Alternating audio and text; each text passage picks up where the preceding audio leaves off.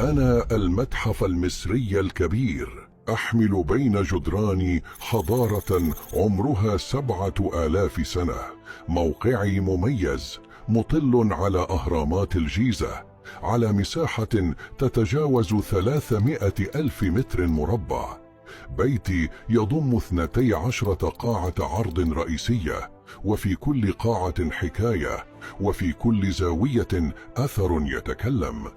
من هنا، من داخل هذه القاعات، سترون عظمة التماثيل التي حكت التاريخ بصمتها، وتسمعون أصوات الملوك والملكات تروي مجد مصر بألسنتها.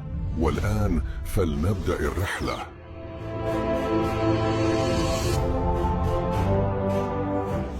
أنا رمسيس الثاني، ملك الأسرة 19 وحاكم مصر لأكثر من 66 سنة. قدت معركة قادش ضد الحيثيين،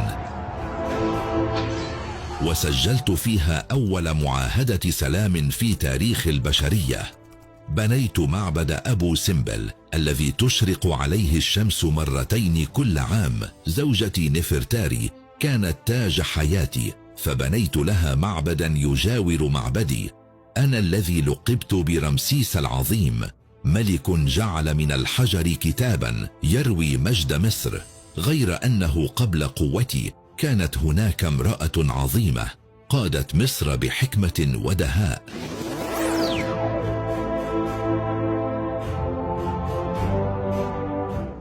أنا حتشبسوت من الأسرة 18، بنت الملك تحتمس الأول وزوجة تحتمس الثاني. بعد وفاته قررت أن أكون ملكاً لا وصياً، فلبست التاج واللحية المستعارة لأحكم مصر أكثر من 20 عاماً بالعدل والبناء.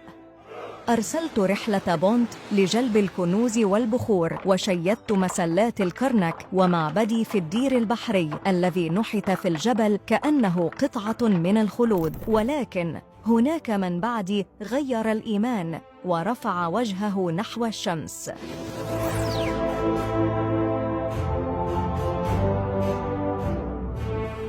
أنا إخناتون من الأسرة 18، تركت تعدد الآلهة ورفعت راية آتون، إله النور والشمس والحياة. نقلت عاصمتي إلى أخي تاتون، ودعوت الناس إلى عبادة الإله الواحد. اتهموني بالجنون، غير أنني كنت أبحث عن النور في زمن الظلال. وبعد موتي جاء من أعاد لمصر توازنها من جديد.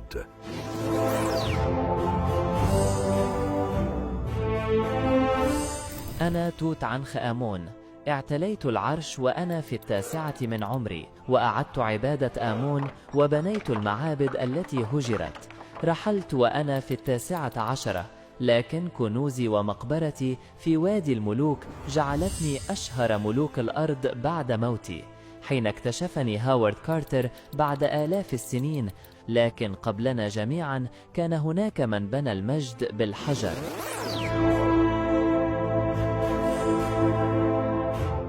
أنا خوفو من الأسرة 4 وباني الهرم الأعظم، رمز القوة والعلم والإيمان بالخلود. بنيته بأيدي المصريين حجرا فوق حجر، ليظل شاهدا على أن مصر تبني ما لا يهدمه الزمان.